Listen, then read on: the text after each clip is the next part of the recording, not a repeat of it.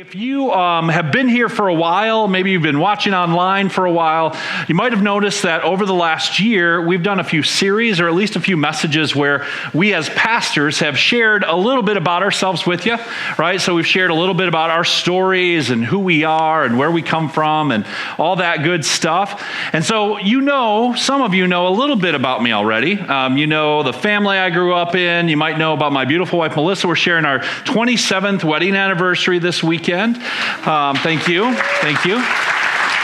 Yeah, it's amazing that she kept me for 27 years, right? That's what you're thinking. We have 3 beautiful daughters. You may have heard about them. I've told you a little bit about my 20 plus years in the corporate world, how I'm a metalhead. I talk about that all the time, the music I'm into. But there is one thing about myself that I don't talk about a whole lot, not with you guys and not with anybody. And those are some really super awkward years that I had in middle school. I don't know if you can relate to that. I refer to those years as my nerd years. That's me. That is horrible. Let me just say, when I took that picture out this week, my daughter has laughed at that every time she's seen it, and for good reason. But hey, it's been 40 plus years, so I can say it. Hi, my name's John. I was a ginormous geek at one time in my life, but you're my church family, so I can share that with you, right? Please don't hold that against me. Anyways, when I look back on this time in my life, which was super awkward, there's actually some things that in retrospect I'm quite thankful for. First, I was really into studying and learning and reading at this phase in my life, and that boded well for me later on in high school and college when studying was not at the top of my priority list.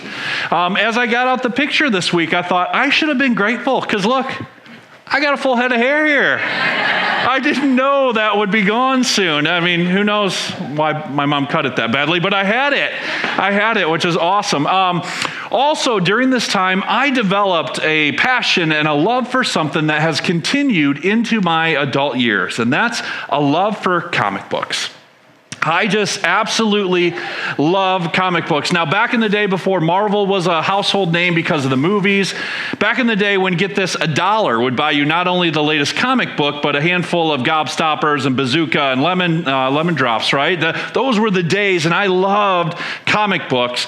And sure, I was a good church-going kid. We went to church when I was little, so I had my Archie comics. You kind of had to have those if you went to church. But my favorite comics, my favorite stories, my favorite superheroes was this tiny band of misfit mutants known as the X-Men. The X-Men were super cool. I loved the X-Men. Everything about the X-Men. I had every X-Men comic book, and I read them over and over. And there's always one superhero that you love the most. And my favorite was Wolverine. So Wolverine was my favorite out of the X-Men. Do we have anybody else that was into comic books? Yeah, a few of you. That's not even a good-sized nerd herd. We don't have a lot of people. But anyways, so Wolverine is super cool. He's kind of gritty and sarcastic. I always love that about him. He's got strength, and he's got this ability to heal at any time. And then he's got these claws. The coolest part are these claws that come out of his fists, and they're made of a rare metal. Does anybody know what the rare metal is? Adamantium. That's nerd language right there, everybody. Adamantium. Thank you. In Greensburg, someone shouted out, and his wife apologized to me afterwards. So, but I loved Wolverine. I read everything that had the X-Men and Wolverine in it, and I don't know, maybe just like you, I would lay awake at night and think about what it would be to be a hero, right? What it would be like to save the world, to be a superhero. That would be so cool. And you might not have had a nerd phase like me. You might not have been into comic books, but my guess is that all of us here at one time or another in our lives, we've wondered what it would be like to be the hero, right? What would it be like to swoop in and save the day? It could be maybe you've had someone in your life that you thought was a real life hero. They stood up to injustice. They stood up for some kind of cause. In some way, all of us have wondered, what would it be like to be a hero? But I'm pretty sure that none of us, right? None of you guys got up this morning as you're getting ready for church and you looked in the mirror and said, I'm going to do something heroic today, right? Nobody did that or did a pose. I'm going to do something heroic today. All superheroes have a pose, right? We don't do that. Why? Because we don't think there's anything hero-like about us. More or less that we could do anything heroic. In fact, it's interesting, even when someone does something that's clearly heroic, they don't take credit for it. In fact, they tend to push it off and say, no, I'm not the hero.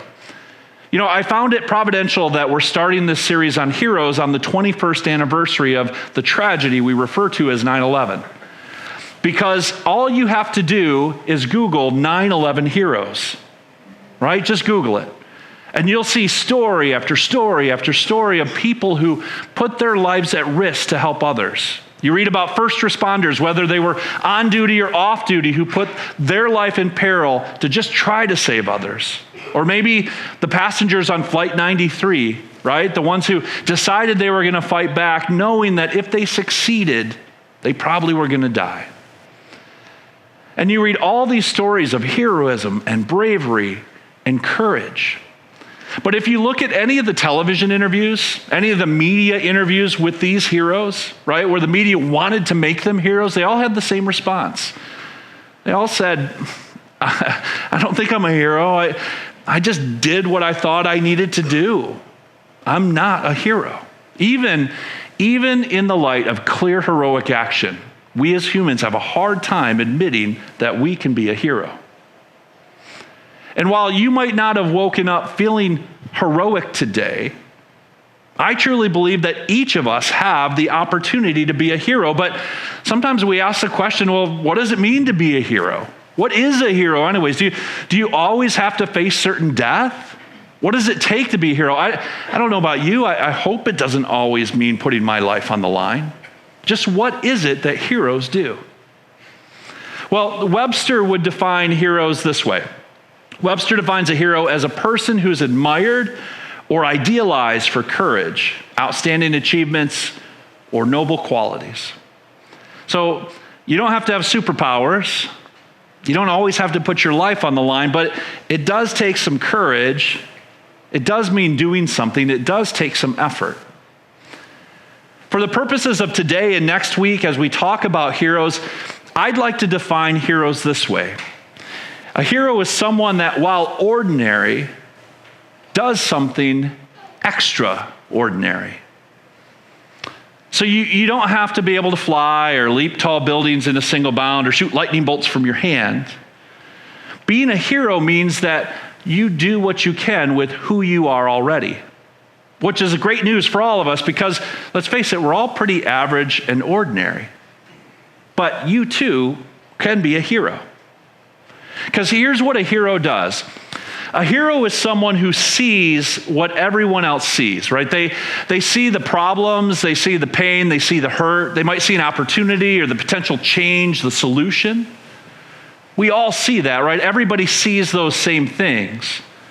But the difference is that a hero chooses to do what not everyone else does, right? They see the cause, they see the people who need help, but then instead of not doing anything, they choose to do what no one else is doing. They choose to get involved. They choose to take their ordinary and to do something extraordinary, to be counterintuitive, to swim against the current. And I truly believe for those of us here this morning that know Jesus, right, that believe in Jesus and follow him in the way we live our lives, I truly believe that he's calling the church. Now I'm going to talk big C church here just for a second, but he's calling the church to be different, that he wants the church to be counterintuitive. I think he's actually placed our church, so Community Church of Batesville and Community Church of Greensburg right up the road, he's placed us uniquely where we're at, to not just see what everyone else sees, to not just see the problems in our communities or see the opportunities that could be had in our communities, but to do something about it, to do what no one else is willing to do. And I honestly believe that personally, he's uniquely gifted you and you and you and you and me. All of us average Joes or average Jolenes, if you will. He's uniquely gifted all of us to do something extraordinary, that he's gifted us to become heroes. But we didn't wake up feeling particularly heroic today. So what I want to do is I want to look at a story out of the Bible. I want to look at a story where God took someone as average and as ordinary as us, someone that even had kind of an iffy past, by the way, and how God was able to use them to be a hero at that time. And my hope is that encourages you. It allows you to see how God may be calling you today to be a hero to someone. So the person we're going to talk about today is someone that we've all probably heard of before. In fact, it doesn't matter what your faith background is or what church you grew up in, or even if you went to church when you grew up, we've all heard the name Moses before, right? Now, depending on your age, some of you are thinking Charlton Heston Moses. Some of you are thinking animated Prince of Egypt Moses. Some of you sing Pharaoh in your head right now. I can hear it. Thanks for not doing it out loud. If you're old like me and you went to Sunday school as a kid, you're picturing a flannel graph Moses. Kids, you can Google that when you get home. It was the edge of technology. Super cool. Flannel graph. Remember that. Anyways, that's the Moses we're talking about today. And we're going to talk a little bit about the early story of Moses' life. Now, Moses' story actually starts hundreds of years before Moses was even born. It starts out with one family, and that was the family of Jacob. You can read about him in Genesis. And Jacob and his family, they moved down with Jacob's son Joseph to Egypt in the middle of a massive famine in the land. And over time, as Jacob's family lived there in Egypt, they began to grow, and God began to bless them, just like he said he would. And so over the years, the Israelite people, and by the way, Israelite people just means the family of Jacob, because Jacob's other name was Israel. So Israelites were Jacob's family. Over the years, they began to grow and they began to prosper, and they became so large that the Egyptian leadership began to get concerned. They began to get concerned, and so they had forgotten what Joseph had done for them years and years ago. And they decided to enslave the Israelite people. And even though they were slaves, even though they endured hard labor, they still began to grow. So one day, Pharaoh, who's the Egyptian leader, he decides, I got to stop this. And he decrees that every Israelite boy that's born to an Israelite woman would be killed instantly after birth. In fact, not just killed any normal way, actually thrown into the Nile River to die. It was a brutal form of population control. And you might say that maybe Moses had some hero DNA in his gene pool, because Moses' mom not only saved his life, but Moses ended up growing up in Pharaoh's palace. So we can assume he was well cared for, that he was well educated through those years. But Moses was an Egyptian, but he wasn't with his people. He was kind of alone there.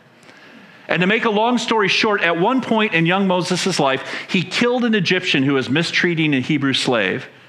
And ashamed of what he had done, afraid for his own life, Moses then flees into the desert. So he runs far, far away from anything he knows, far, far away from his people, from the Egyptians, far away from ever being a hero. And that's where we're going to pick up the story today. We're going to be in Exodus chapter 3. If you have your Bibles with you, you can turn there. We'll have it up on the screen as well. So we're going to start out in Exodus chapter 3, starting in verse 1. And we read that Moses was tending the flock of Jethro, his father-in-law, who was also the priest of Midian, and that Moses led the flock this particular day to the far side of the wilderness, and he came to Horeb, the mountain of God. So talk about ordinary. At this point in time in history, Moses is doing the same ordinary thing that thousands of other people were doing that same day, what thousands of people have been doing up until that day, which is just watching the flocks out in the wilderness, right? For his father-in-law. Every day is kind of the same. I don't know if you remember that old Dunkin' Donut commercial where time to make the donuts, right? Every day the same thing over and over. That's what Moses had. But this day would turn out to be a little different. Text goes on to tell us that there the angel of the Lord appeared to him in flames of fire from within a bush.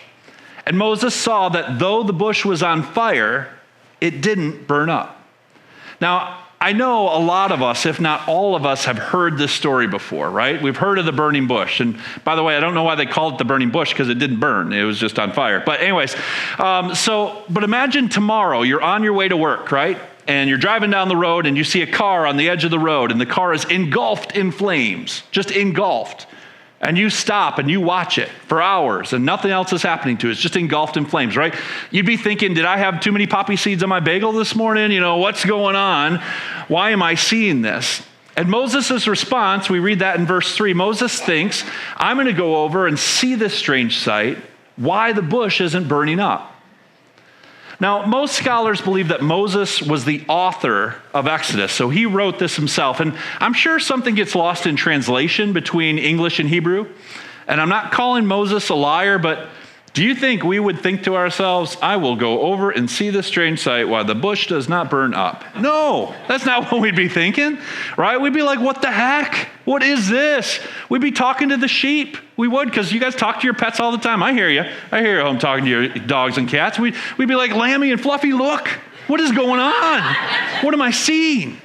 And so Moses goes over to the bush, and then we continue in verse 4. And when God sees that Moses has gone over to look, he called to Moses from within the bush. He called him by name.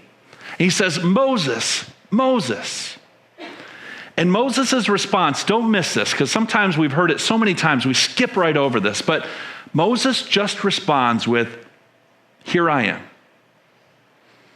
See, our journey, the journey for all of us to potentially do something heroic, to potentially become a hero, always starts with the same step. It just starts with being available, right? When God calls to us, and I know that's a big churchy word. Sometimes we hear God's calling. We think you can only hear God's calling if you're a missionary or a pastor, but all of us have felt the burden for something, right? The burden for a social issue or injustice, a cause going on, right? You feel God's poke when there's a certain subject brought up on TV or you hear a conversation. You might see it happening and it's like an internal bell goes off in your head and God's got your attention. That's God's calling on your life. That is his spirit working inside you. And when you hear that, right, when something's happening inside you, the first step to doing anything heroic is just, I'm here, God. All right, you got my attention. I'm listening. And so God goes on to tell Moses what the burden is that he wants Moses to do something on. Here's what God says. He says, I've indeed seen the misery of my people in Egypt. I've heard them crying out because of their slave drivers, and I am concerned about their suffering. If you're here today and you ever wondered, does God care what you're going through in life? Right? Does he hear our prayers? Does he care about what we're struggling with? Here you go. Right? God cares what's happening in your life. Whatever you woke up this morning struggling with, whether it was fear or depression or anxiety, whatever it was, God cares and he's concerned. He hears your prayers. And for the Israelite people, he was hearing their prayers and the suffering they had under the Egyptians. And he's about to tell Moses what he's going to do about it. And God goes on and he says to Moses, go. Moses, I'm sending you to Pharaoh, you to bring my people, the Israelites, out of Egypt. And I imagine for Moses, at this point on this day, this is like kind of when everything came back to reality, right? It's like because just a few minutes ago, Moses had seen this burning bush and it was miraculous and it's crazy and the bush talks to him and knows his name. Moses said, here I am. But then God tells him what's bothering him and more importantly, what he's going to do about it. And that plan counted on an average, an ordinary person. And so what begins now is a conversation between Moses and God. It's a great conversation, by the way, and it's probably familiar to most of us, not just because we know the story, but because for those of us that have felt a burden for something, right? We felt God calling us to do something and God says, hey, I got something for you to do. And we're like, here I am. And then he tells us what it is. This conversation is very similar to probably how we respond to God every time. So here's how Moses first responds. Moses says to God, who am I? Right? Who am I that I should go to Pharaoh? Who am I to bring the Israelites out of Egypt? I mean, come on, God. What, me? Seriously? I'm your plan? Yeah, right. I'm not your guy. I don't have what it takes, God. I think you've got the wrong person. I mean, isn't that how we usually respond when God first gets our attention on something and we're like, oh, I could do this, but I'm just average and ordinary. I mean, God, I don't know if you saw what I was doing earlier today. It's the same thing I do every single day. I'm not your person. I'm not the guy to take care of it. We doubt ourselves. It could be that we doubt our strengths or lack of strengths. We're thinking about our weaknesses. It could be our past creeps up on us, or we're thinking about the size of the problem that God's asking us to tackle, but we're like, no, God, you've got the wrong person here. And listen to how God responds to him. Just a simple response. God says, I'll be with you. God says to Moses in that moment, look, I will be with you. I know who you are. I know all about you, Moses. I know about your past. I know the things you're good at and not good at. But I got you. Moses, I got you at this one. And when he calls us to do something extraordinary with our ordinary, God says the same thing to us. He says, look, I know I'm asking you to jump into the deep end and you're worried about staying afloat, right? Maybe you've struggled to stay afloat before, but if you follow where I'm calling you, I got you through this whole thing. You can count on me. I will be with you. But Moses wasn't yet convinced, so Moses goes on, and he says to God, suppose I go to the Israelites and I say to them, the God of your fathers has sent me to you. And then they ask me, what is his name? Well, then what am I going to tell them? Right? So Moses is like, look, God, even if I went to Egypt, and I'm not saying I'm going to, but suppose I did. And suppose I struck my best superhero pose, right? And I said, the God of my fathers has sent me to you. Even if they ask me who you are, which by the way is a simple question. It's a pretty basic question, God. I can't answer it. I don't have a degree in theology. I don't have all the answers. Doesn't it feel like when God's calling us to do something and we get a hint on what that is, that we want to have all the answers? Right? We want to know answers to all the questions. In fact, sometimes we struggle with that even basic question. So just imagine you're serving here at Community Church, maybe in guest services or with kids, or maybe you're at the oil change serving, or you're serving with a ministry partner in the community, or you're leading a ministry. What do you say when someone says, hey, why are you doing this? Why are you here? Why are you doing this? Are we just supposed to struck a pose and say, God sent me to do this? I mean, sometimes we think people are going to think we're crazy when we say that, right? But God's response, again, is so simple here, but it's so intricate. In fact, language experts and theologians have written books on this response. So I'm not going to do it justice in just a minute or two, but look how God responds. God says to Moses, I am who I am. The Hebrew Yahweh, that's his name. I am who I am. This is what you're going to say to the Israelites. You're just going to tell them that I am sent you. All right, so God says to Moses, all you got to tell him is God, the creator of the universe, the God that always has been, always will be, yesterday, today, and forever. Right? If you're part of the younger crowd, if you're a millennial, he's telling Moses, the OG, right? I'm the OG. Just tell him the OG sent you. I'm the original God. And for those of us here today, right, those of us that know Jesus, we've got all kinds of knowledge that Moses didn't have about God. We have the whole rest of the Bible, and we know about Jesus and coming down to earth to save us. And we've got stories of the early church and the saints. But when someone asks you why you're doing what you're doing, why did you step in to help here? Yeah, the answer is that simple. God called me to. God's calling me to do this, and I just decided to do it. Well, what God? Which God has called you? No, the God, right? The creator of the universe, the one who sent his son to die on a cross so I could not only have a relationship with him, but so I could live forever. That's the God. You don't need to have all the answers. God may give them to you over time, but you don't need to have all the answers. All you need to know is that God has called you to do this. And so after God explains this to Moses, he then goes on to give him like a 30,000-foot blueprint of his plan, how Moses is going to get the Israelites out of Egypt. And so you think because Moses has the plan now, Moses knows what to do, it should be really easy, right? But Moses is still hung up trying to come up with excuses. And here's what Moses says next. Moses says, what if, God, what if they don't believe me? What if they don't listen to me? What if they just say to me, the Lord didn't appear to you, you're making that up? Sometimes when God calls us to take our ordinary and do the extraordinary, it's really easy to get caught in this mind game of what ifs, right? What if I can't do this? What if they don't listen to me? What if nobody else gets on board? What if I can't raise the money I need to make that happen? What if this fails? What if? And we get caught in just a spiral. But let me submit to you just for a second that what if the God of the universe who called you to do this in the first place, what if that God promises to be with you? And what if that God can do miracles? Because he can, just like he did for Moses. Look at God's response here.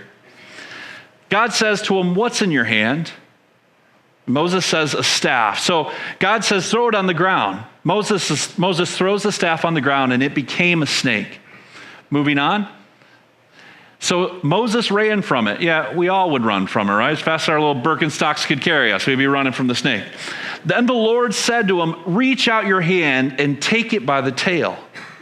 So Moses reached and took hold of the snake and turned it back into a staff in his hand. God is beyond our what ifs. God can do miracles just like he did for Moses. He's done so many since. I also find it really ironic that God chose something Moses was afraid of to prove his power, right? You should be scared of snakes. If you're not, something's wrong with you. But most of us are scared of snakes. And I don't know if you've thought about this, but how much time do you think it took Moses from between Moses running away and then going back and picking up the snake? How long did it take him to think about that and move closer and closer? I don't know if you've ever watched The Crocodile Hunter before, but if you're not the crocodile hunter, you don't pick up a snake by its tail either. That is not good news for you. But that's what God told Moses to do. Because even in our biggest fears, God can do the unimaginable. Even in our biggest fears, God can work miracles. So by this time, right, Moses should have gotten it, but Moses didn't.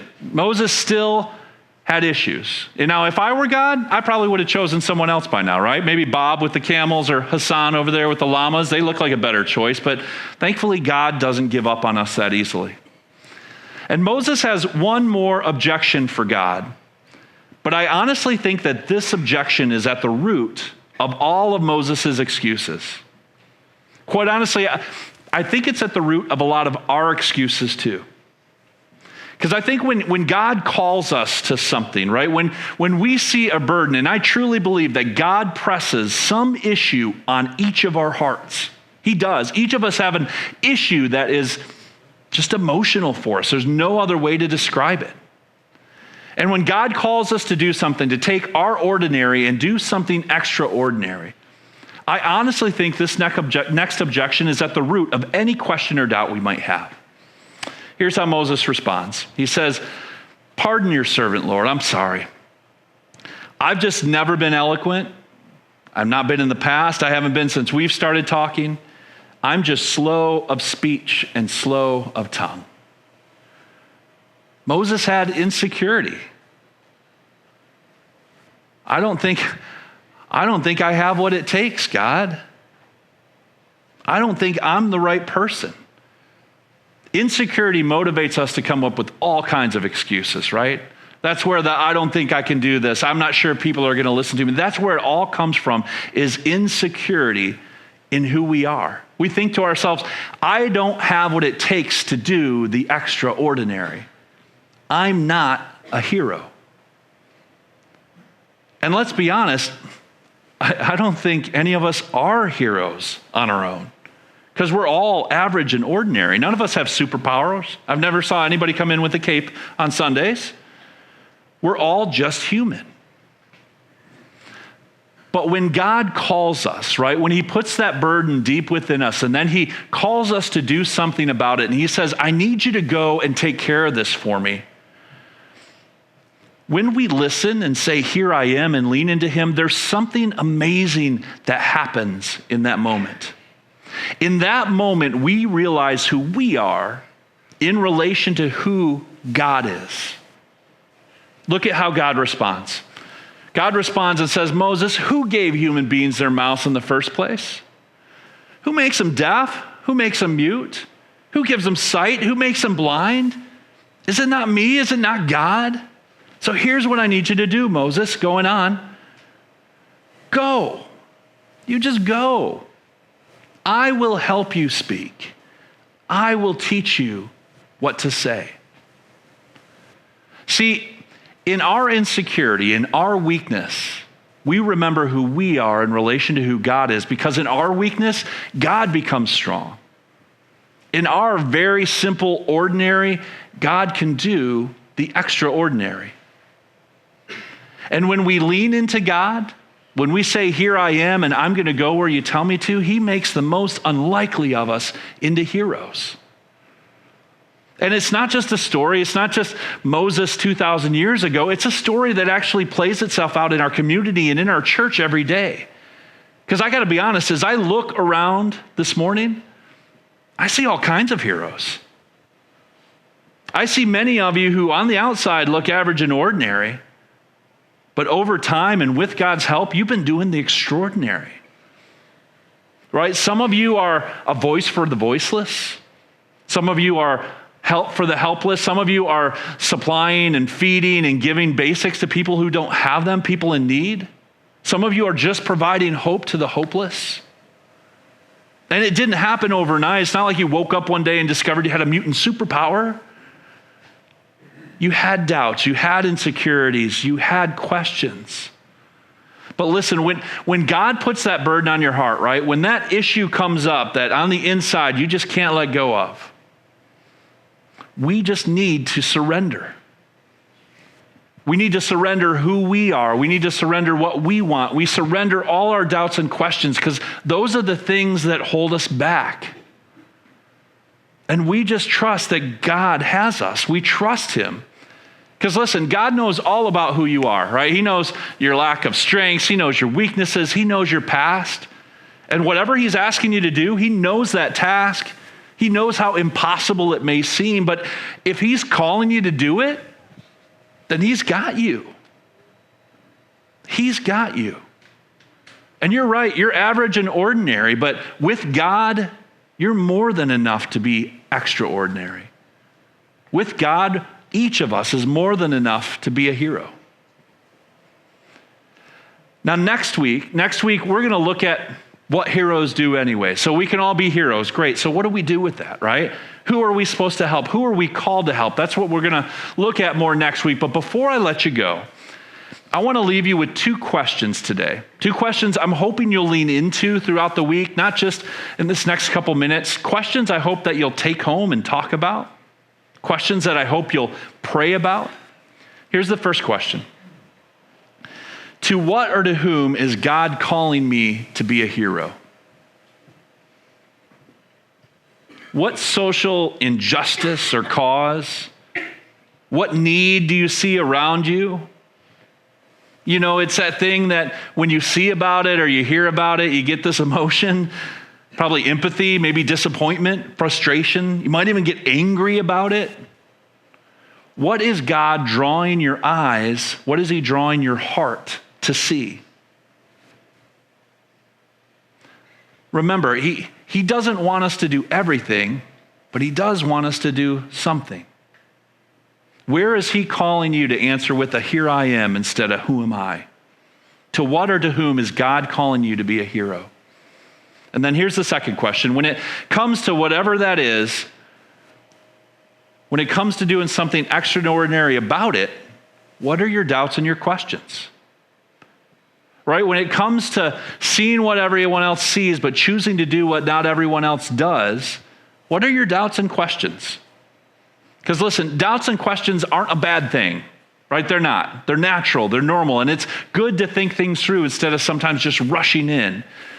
But when we let them stop us from going where God's called us to be, then they're just obstacles. They're just in the way.